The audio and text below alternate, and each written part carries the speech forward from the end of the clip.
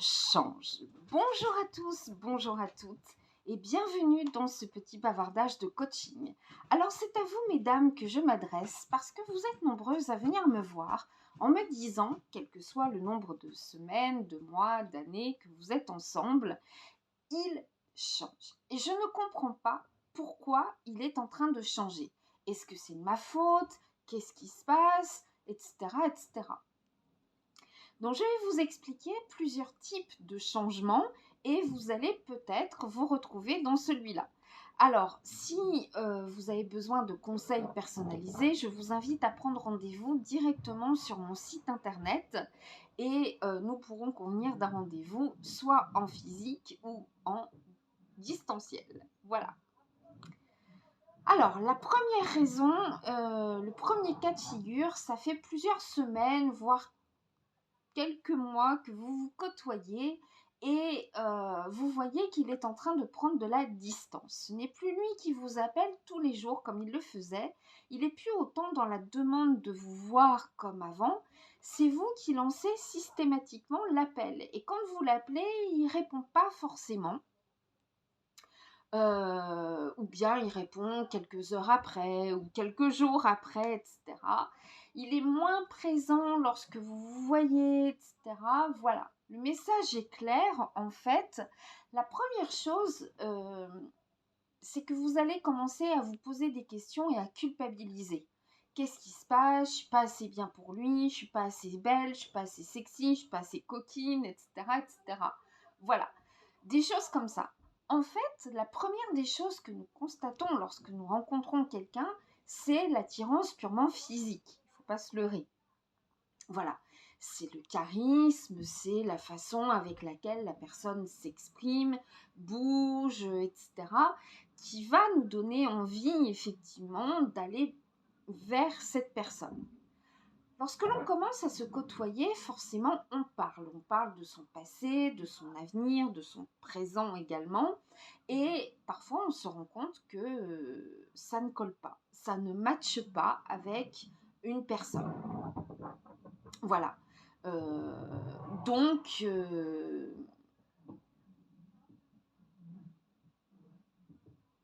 bien, on prend de la distance. Voilà.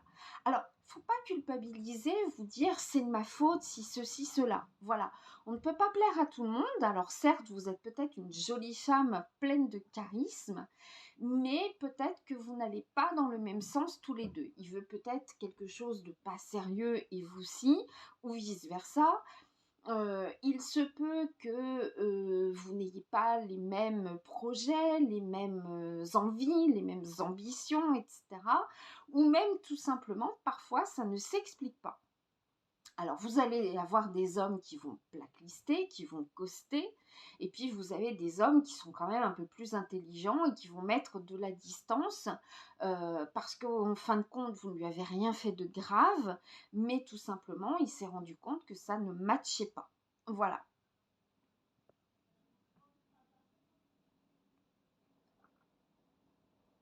Alors, à vous de voir si vous pouvez rester des amis, si vous pouvez rester en contact ou pas. Moi, je pars du principe que tant qu'il n'y a pas de ghostage, tant qu'il n'y a pas de blacklistage, voilà. La deuxième chose, le deuxième type de changement, et c'est celui qui vous déstabilise le plus, parce que vous êtes peut-être habitué à avoir des hommes qui vont un petit peu vous jouer des violons, tu es la femme parfaite, nanana, nanana. Alors ça peut être vrai, hein, quand il le dit, voilà. Mais moi, en tout cas, quand je dis quelque chose, c'est que c'est vrai. Moi, je joue pas des violons. Voilà. Avant, il était jovial. Il savait vous faire rire. Il savait vous taquiner un petit peu. Enfin, voilà. Il était lui-même, en fait. Soudain, vous voyez un homme beaucoup plus introverti, beaucoup plus soucieux. Vous voyez qu'il n'est pas comme au début de votre relation. Alors, parfois, c'est très déstabilisant parce que vous allez voir que quand il est avec vous, il a mal ici, il a mal là, il n'est pas forcément bien, il est nerveux, il tapote sur son portable et tout et tout. Et vous allez vous dire qu'il a quelque chose à vous cacher. Donc vous allez lui dire qu'est-ce qu'il y a, ça va pas, tu veux me dire quelque chose, non tout va bien, mais non t'es pas comme d'habitude, etc., etc. Voilà. Et puis ça risque d'engendrer des conflits. Alors, ce que font certaines femmes, c'est qu'elles vont voir SOS, les forums sur Facebook, help les filles, alors voilà, ça fait X mois que je suis avec lui, je comprends pas, il change et tout. Ma belle, laisse tomber, tu mérites mieux, next-le, te prends pas le chou avec ce genre de mec, ils sont tous les mêmes, etc., etc. En fait, ce qui peut se passer dans ces cas-là, c'est que ces sentiments sont en train d'évoluer. Alors oui, il est en train de vous cacher quelque chose, il est en train de tomber amoureux. Et quand un homme est en train de tomber amoureux, c'est un homme qui doute énormément. Surtout s'il avance dans l'âge et qu'effectivement il a eu beaucoup de déceptions sentimentales. À un moment donné, c'est vrai que vous avez les jeunes hommes qui tombent amoureux toutes les semaines, hein, voilà, avec des projets de couple, c'est versatile, ça part dans tous les sens et tout, celle-là elle est trop belle et tout, puis non, finalement, voilà. Bon, ça peut être comme ça chez les jeunes hommes, effectivement, et puis ça peut durer aussi pendant quelques années. Et au fur et à mesure du temps, il y a des blessures qui sont là et qui ont laissé des traces qui sont parfois très longues à cicatriser et parfois des traces indélébiles. Voilà. Et quand l'homme est en train de tomber amoureux, il se pose beaucoup de questions. Il se pose beaucoup de questions sur est-ce que c'est réciproque? Est-ce qu'elle n'est pas en train de jouer avec moi? Est-ce qu'elle joue pas double jeu? Parce que vous aussi, vous pensez parfois que votre homme peut jouer double jeu, mais l'homme aussi peut le penser. Voilà. Est-ce que elle veut quelque chose de sérieux? Il va pas oser s'avancer, vraiment. Voilà. Alors, il y a ceux qui vont oser, qui n'auront pas peur du râteau, mais à ce stade-là, comme il commence à avoir des sentiments, il a peur du râteau. Il a peur que vous vous moquiez de lui. Moi, amoureuse de toi? Dans tes rêves, bébé. Non, non. Vous voyez ce que je veux dire? Voilà. Donc, c'est un homme qui va soudain être plus soucieux, qui va se prendre la tête dans ses sentiments, au sens propre comme au sens figuré. Donc c'est vrai que c'est un homme qui risque d'avoir des maux de tête, des hauts le cœur, des douleurs dans les hanches, dans les genoux, etc. Pourquoi? Parce que c'est là où on a la stabilité. Il essaie de trouver une certaine stabilité avec vous, mais c'est encore un peu bancal. Donc vous allez voir qu'il va avoir mal dans les genoux, dans les hanches, dans les chevilles, etc., dans le bas du dos, etc. Enfin, plein de petites douleurs. Il va essayer de prêcher le faux pour savoir le vrai, peut-être, pour savoir ce que vous pensez de votre relation commune, etc. Est-ce que ça vaut le coup qu'il vous demande d'aller plus loin dans la relation? Enfin, voilà, il va se poser plein de questions. Et quand un homme se pose plein de questions, parfois il peut devenir sacrément chiant. Voilà, il va vous tester, il va vous mettre les nerfs vraiment parfois à très rude épreuve et soit la majeure partie du temps, comme je viens de le dire, ça vous déstabilise. Donc la première chose à vous dire, c'est ok, il a plus de sentiments pour moi, il m'aime plus, il change, je vois, il est triste avec moi, il a mal partout quand il est avec moi, donc c'est que ça va pas, donc je le quitte. Et si à ce stade-là, effectivement, beaucoup de femmes l'ont quitté alors qu'il commençait à tomber amoureux, bah, ça le dissuade, hein, c'est la douche froide. Donc voilà. Donc sachez repérer les signes également qu'un homme commence à tomber amoureux de vous. Voilà, il a les yeux qui brillent, il sourit. Un homme ne sourit plus. Hein. Depuis l'âge du petit garçon, un homme ne sourit plus. Voilà. Donc un homme qui est heureux, qui est bien avec une femme, il sourit, il a les yeux qui pétillent, il a parfois même un peu les pupilles qui se dilatent. Il est en train de vous bouffer des yeux là. il a les yeux qui roulent quand il vous voit, etc. Il y a une certaine nervosité, il peut avoir un peu les mains moites, il peut un peu trembler, etc. Alors il va mettre ça sur le compte d'autre chose. Ouais, je tremble un peu, il fait froid, hein. Oh, j'ai une crampe. Voilà. Plus vous allez vous montrer rassurante quant à vos objectifs en solo ou commun, et plus cette phase va passer. Voilà. Mais à chaque fois qu'il sera dans le doute, quel que soit le nombre de mois, d'années, etc., il vous remettra les nerfs à rude épreuve. C'est comme ça. Voilà, il repartira dans des phases un peu où il va être déstabilisé par ce ressenti. Voilà. Alors pour peu, comme je l'ai dit, qu'il ait vécu une histoire d'amour qui était qui s'est mal terminée, qu'il a une image parentale avec beaucoup de violence, beaucoup de disputes, d'instabilité, etc., bah, il a peur de recommencer, ce qui est tout à fait normal. Il a peur il se revoit petit garçon au milieu d'un conflit familial et il n'a pas envie de revivre ça avec vous. Donc c'est un petit peu normal qu'il soit déstabilisé dans ce nouveau ressenti. Voilà. Alors plus le mec est jovial, etc. Donc effectivement au début il vous faisait rigoler, il était marrant et tout et tout. Et d'un seul coup il va être beaucoup plus sombre, beaucoup plus introverti, on va dire. Voilà. Euh, Bon, bah sachez vous montrer rassurante ou pas, hein, voilà. Mais ce qui va le rassurer, c'est de savoir si vous allez dans le même sens tous les deux ou dans le sens inverse. Et voilà, quoi. La troisième chose, le troisième type de changement, c'est qu'effectivement, vous faites partie de ces meubles et il fait partie des vôtres aussi, hein, voilà.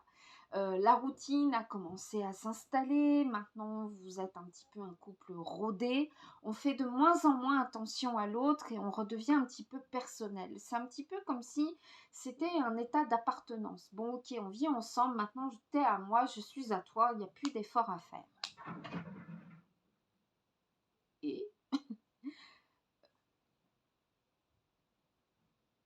il s'en passe des choses dans le voisinage, hein. Alors sachez qu'aucune relation n'est acquise. Même si vous êtes marié, il y a le divorce. Même si vous vivez sous le même toit, il peut y avoir des disputes. Il ne faut jamais partir du principe que l'autre est acquis. Voilà. On est marié, maintenant je peux péter au lit. J'ai plus besoin de passer l'aspirateur, j'ai plus besoin de lui apporter le petit café le matin. Voilà, c'est ma femme maintenant. C'est à elle de faire tout, hein. Voilà. Non, mais non, mais non. Vous avez besoin de construire quelque chose. Comme je le dis toujours, un couple, ça se construit à l'infini. L'amour, c'est quelque chose qui ne doit pas disparaître au moindre châtiment, au moindre... Voilà. L'amour, c'est quelque chose qui grandit, qui ne disparaît pas comme ça. Voilà. Donc, dites-vous bien une chose, c'est que votre couple, il est loin d'être terminé.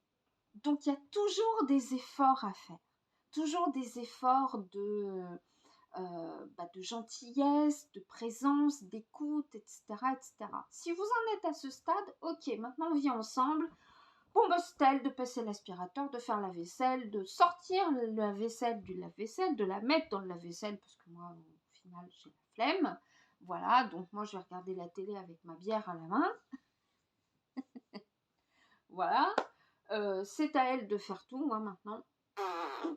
Voilà. Si vous ne faisiez pas ça avant, pourquoi le faire maintenant? Voilà. Je veux dire, c'est tout à fait normal que de temps en temps, vous lui apportiez le petit café au lit comme au début, et puis elle va vous l'apporter le week-end, et puis etc., etc. Voilà. Il ne faut pas que ce soit unilatéral maintenant, les efforts. Voilà. Les efforts pour plaire, les efforts pour ramener de l'argent au foyer, faire tourner le foyer, etc., etc. Il y en a un qui peut faire les courses un jour, l'autre c'est le lendemain, on se partage les tâches, etc., etc. Voilà, pendant que madame passe le balai, monsieur va trier le linge, par exemple, des choses comme ça, voilà. Le problème, c'est que les hommes prennent vite des habitudes, voilà, et ils se confortent dans leurs petites habitudes. Alors pour peu qu'un jour vous lui ayez dit non, bah laisse chérie, euh, c'est moi qui vais trier le linge, etc. Laisse, pour lui, c'est laisse pour toute la vie, hein, pour le restant de leur jour, hein, voilà. Donc répartissez-vous les tâches, etc.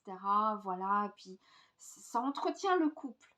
Alors une chose que je vois assez souvent, c'est la critique féminine où rien n'est jamais bien. Alors, quand je reçois des couples en coaching, il paraît, monsieur, que vous ne faites plus rien à la maison. Pourquoi vous n'aidez pas votre femme? Coach, un jour, j'ai malheureusement pris l'éponge à vaisselle à la place de la lingette pour nettoyer, je ne sais pas quoi, j'ai dit n'importe quoi. Elle m'a fait un drame, mais tellement un drame que j'ai dit que c'est fini. Plus jamais je ne ferai les tâches ménagères. Une fois, j'ai rangé un couteau parmi les petites cuillères. J'ai cru qu'elle allait me planter. Non, mais j'exagère à peine, vous voyez.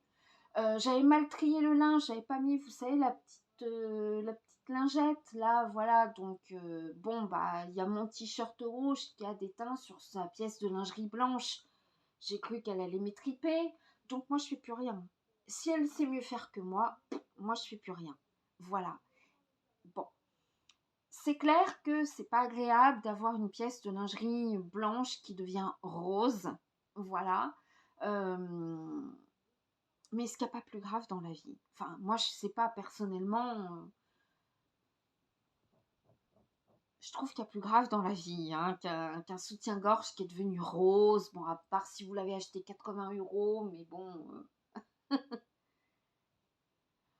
De vous à moi, il n'y a que vous qui le voyez et lui. Donc, qu'il soit rose, bleu ou noir, on s'en fout, non?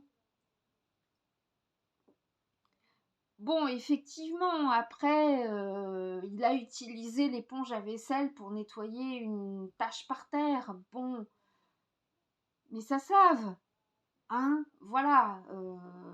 Bon, il y a plus grave dans la vie. Vous savez, il y a plus grave dans la vie, hein. Et puis quand vous allez au resto, vous savez pas avec quoi il nettoie, hein, non plus. Voilà. Moi, ce qui me fait rire, par exemple, quand je vais au fast-food du coin, c'est que tous les serveurs ont le masque, mais pas ceux qui préparent derrière. Alors, c'est ouais, t'as préparé les frites? Ouais, non. Bon, vous voyez ce que je veux dire? Donc, il est nettoyé la petite tache par terre avec l'éponge à vaisselle. Bah, écoutez, ça va pas déclencher un tremblement de terre ni un tsunami, hein. Sinon, vous savez, les éponges, ça se nettoie. Et puis aussi, ça se jette. Voilà. Mais bon, c'est vrai qu'il y a une microfibre qui peut être pas mal pour nettoyer. Mais il y a plus grave dans la vie. Mettre un couteau parmi les petites cuillères, oh bah écoutez, est-ce que vous en êtes morte? Non, il y a plus grave dans la vie. Voilà. Donc parfois, c'est vrai qu'involontairement, mesdames, vous êtes tout le temps en train de le critiquer et il prend la critique. Bon, puisque tu sais mieux faire que moi, je ne fais plus rien. Voilà. Il faut que ce soit vraiment 50-50 dans la vie, c'est tout. Voilà. C'est un peu comme au début quand on se côtoie. Un jour tu m'invites, la fois suivante c'est moi qui t'invite, où chacun paye sa part, où on divise la note en deux, etc. etc. Tu m'offres le café, moi je t'offre le dessert. Il faut que ce soit 50-50. Si elle vient toujours les mains pleines et que vous arrivez les mains dans les poches, c'est pas cool par exemple. Voilà. Ou vice versa, vous voyez. Alors quoi apporter? Bah je sais pas.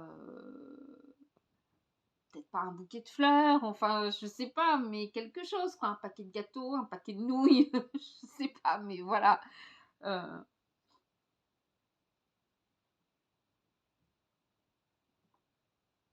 voilà. Euh, Donc voilà pourquoi parfois les hommes arrêtent les tâches ménagères ou arrêtent de faire quoi que ce soit parce que c'est vrai que derrière s'il se prend un saut de critique, bon c'est pas cool. Voilà. Donc n'oubliez pas, si un homme prend de la distance et que il ne répond de moins en moins, etc., c'est que effectivement, il est en train de moins apprécier votre présence et que il y a quelque chose qui ne matche pas entre vous deux. Voilà. La deuxième, si vous le sentez plus nerveux, plus anxieux, plus introverti, à vous poser beaucoup de questions, etc., il est dans le doute, donc il est quand même peut-être en train de tomber amoureux de vous. Et la troisième, bah, il y a relâche, hein, ça y est, tu m'appartiens, je t'appartiens, il n'y a plus d'efforts à faire, donc voilà. N'oubliez pas que un couple, ça se construit lentement, mais sûrement. Voilà. C'est pas, c'est quelque chose à l'infini, et l'amour, c'est quelque chose qui se construit petit à petit. Voilà, c'est pas parce qu'il y a une petite broutille aujourd'hui que ça y est, on s'aime plus, etc., etc. Voilà. Alors, quand il est dans cette phase d'amour aussi, il peut ressentir le besoin de couper un petit peu, voilà, pour réfléchir où est-ce qu'il en est. Est-ce que c'est vraiment de l'amour qu'il ressent, de l'attirance, etc., etc. Donc, si vous voyez qu'il a besoin un petit peu de solitude, respectez cette solitude. Voilà. Respectez ça et puis voilà. Et puis sachez être rassurante quant à vos, vos objectifs et voir si effectivement il a raison ou pas d'être amoureux de vous. Voilà. En tous les cas, sachez que Facebook n'est pas la réponse à tout. Hein. Je vois beaucoup de femmes qui vont voir Facebook. Est-ce que vous avez déjà vécu une situation pareille, mais je vois surtout et n'importe quoi. Mon fils se cogne la tête tous les soirs contre les murs pour s'endormir. Est-ce que c'est normal? Est-ce qu'on est neuropédiatre? Peut-être que dans le lot, vous allez tomber sur une neuropédiatre. Mais même comme ça, sans contexte, sans voir votre fils, etc., on ne peut pas savoir. Voilà. En amour, c'est pareil. La seule personne qui sait ce qu'elle a dans la tête et ce qu'elle a dans le cœur, eh bien, c'est tout simplement votre partenaire. Voilà. Donc, soyez fair play. Exprimez-vous avec... exprimez vos désirs, vos objectifs communs ou pas. Voilà.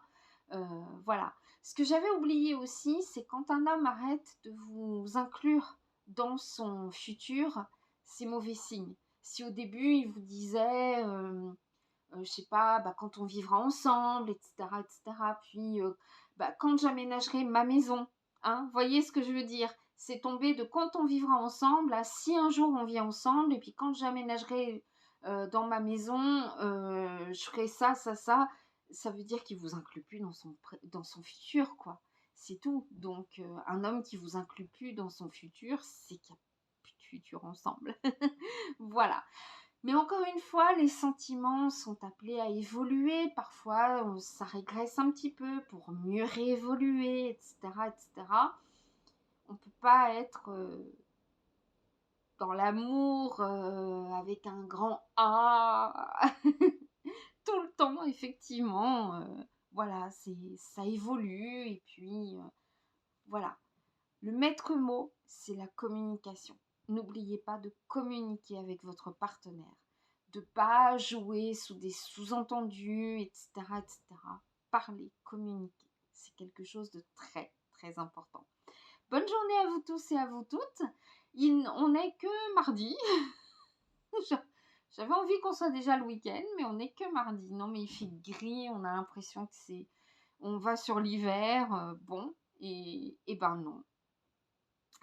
N'oubliez pas de visiter ma boutique en ligne et de prendre rendez-vous si vous souhaitez un coaching personnalisé. Et n'oubliez pas que tout article acheté sur la boutique vous donne droit à 30 minutes de coaching offert. Bonne journée!